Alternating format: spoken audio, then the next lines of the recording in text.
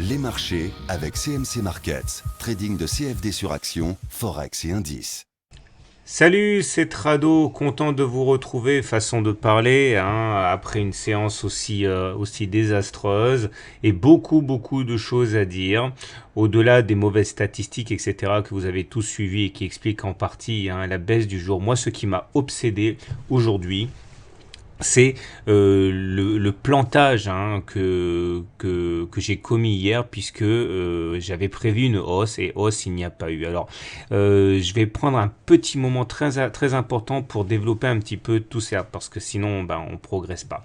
Donc je rappelle ce que je disais hier. Je disais hier que lorsque l'on réintégrait les Bollinger, comme c'était le cas eh bien hier, on avait plus de chances de monter que de baisser. À peu près 70% de chances de monter, 2 chances sur 3, plutôt que de baisser. Donc j'avais dit, je parie sur une continuation de la hausse. J'avais bien dit, la tendance est fortement baissière, mais statistiquement, demain, on devrait monter. Alors, comme vous pouvez le voir, on a tenté de monter, mais on n'a pas réussi à terminer plus haut qu'hier, et bien au contraire, on a attaqué une baisse très forte qui nous amène à clôturer une nouvelle fois en dessous de la Bollinger inférieure. Donc, on refait encore un T1. Et alors comment expliquer ça? Alors encore une fois, j'ai passé beaucoup de temps à me demander ce qui pouvait laisser présager la baisse du jour et j'ai pas compris. Et c'est finalement un mail qui m'a été envoyé par un tradosaurien qui m'a dit bah oui mais c'est normal qu'on ait une baisse trado, il y a eu un changement de polarité et là j'ai eu à la fois un sentiment très mêlé de culpabilité et de honte parce que regardez une règle toute simple. Regardez, là nous étions, en plus elle figurait, hein, nous avions un rectangle ici qui correspond en fait à une zone de support. Cette zone de support a fait tampon ici, elle a fait tampon ici, elle a fait tampon là. Et vous savez que selon la règle du changement de polarité, règle dans laquelle je parle, c'est ça le pire, hein, dans mon e-book pour les débutants, eh bien lorsque l'on casse une zone de support, eh bien la polarité s'inverse, elle devient zone de résistance.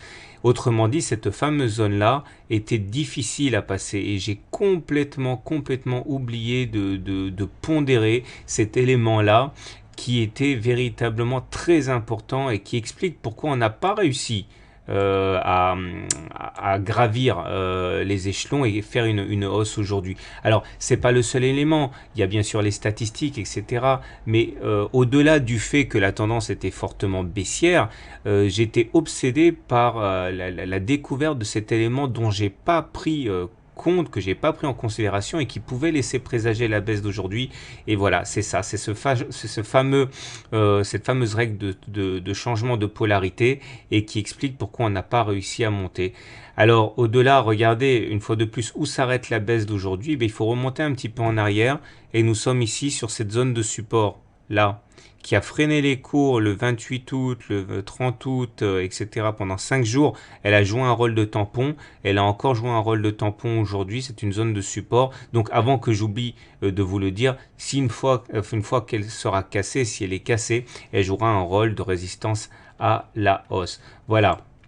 Au-delà, revenons à nos indicateurs techniques. Alors c'est très mauvais. Alors là, à ce niveau, pas grand-chose de neuf. Tout d'abord, regardez cette énorme bougie. Hein. On retrouve l'idée selon laquelle les zones de hausse, les périodes de hausse sont des périodes à faible volume par rapport aux périodes de baisse qui sont des périodes de volume beaucoup plus importantes. Regardez, les volumes sont très hauts. Alors ça, c'est pas bon du tout, on en a déjà parlé. Notre oblique sentinelle sur le momentum, hein, j'avais parlé, il faudra le surveiller également demain. Hein. On voit qu'elle a été inviolée ici. Hein, sur le momentum, il y avait l'oblique là que l'on surveille pour une attaque haussière. Eh bien, elle n'a pas été cassée, donc à ce niveau, il n'y a pas d'alerte haussière sur le momentum. Sur les RSI, cette oblique sentinelle qui a été cassée hier, eh bien finalement a été recassée mais à la baisse. Donc dans ce genre de situation, il s'agit de la bouger un petit peu, voilà, comme ça elle sera prête. Souvenez-vous de ce que j'ai mis dans mon e-book, hein, une cassure d'oblique sentinelle comme ça, hein, c'est une alerte, mais ça suffit pas en tant que tel pour passer haussier. La preuve aujourd'hui. Hein. Alors sinon le stochastique est toujours en dessous de 20, le MACD est toujours négatif, bon ça reste quand même excessivement mauvais. Voilà, j'aimerais maintenant basculer en hebdomadaire. Donc là, je repasse en unité de temps hebdomadaire et je vais reprendre des choses que j'ai dites dans la précédente analyse hebdomadaire, celle de vendredi qui est toujours disponible sur mon blog.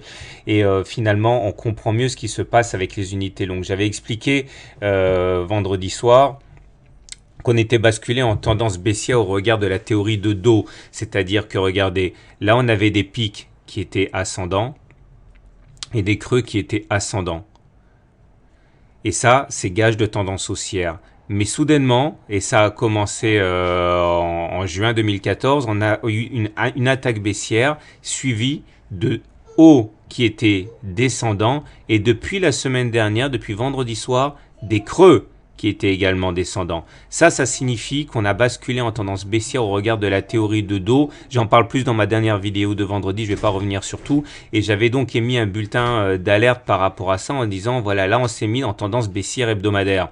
Et finalement, ce à quoi on assiste cette semaine, là, enfin aujourd'hui on n'est que mercredi, eh bien c'est une continuation de la tendance baissière, à savoir qu'une fois qu'on a fait le mal ici, en faisant un plus bas, on basculait en tendance baissière avec des pics descendants et des creux descendants.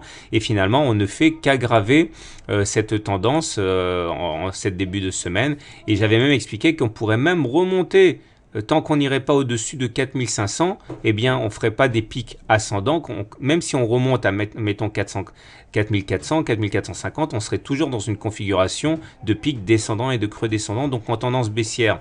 J'avais également signalé vendredi qu'on avait une situation de épaule, tête, épaule, qui envoyait un objectif correspondant à la hauteur de l'épaule reportée en dessous de la ligne de coup. Et j'avais enfin dit, en traçant les Fibonacci, qu'on pouvait tout à fait envisager d'aller chercher les 3860 parce qu'on avait cassé les 23,6% de Fibonacci et que donc du coup ça laissait la voie ouverte vers les 38,2%. Voilà. Si j'en parle, c'est pas pour faire une analyse anticipée de l'hebdomadaire, mais c'est parce que ça baisse tellement vite qu'il est important pour vous d'avoir des repères. Je terminerai en disant que je disais toujours dans mon analyse de vendredi qu'au regard du système Ichimoku, on n'était pas encore en tendance baissière parce qu'on était dans le nuage et pas en dessous du nuage, mais que je pensais que c'était le dernier rempart qui allait lâcher. Et malheureusement, le nuage maintenant est bien au-dessus des cours. Donc faites très attention, on est baissier également au regard du système Ichimoku.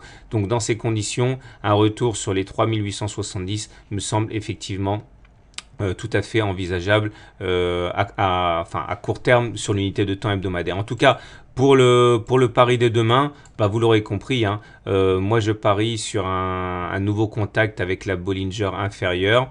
Ça figure plus là, mais c'est mon scénario pour demain, un nouveau contact avec la Bollinger inférieure.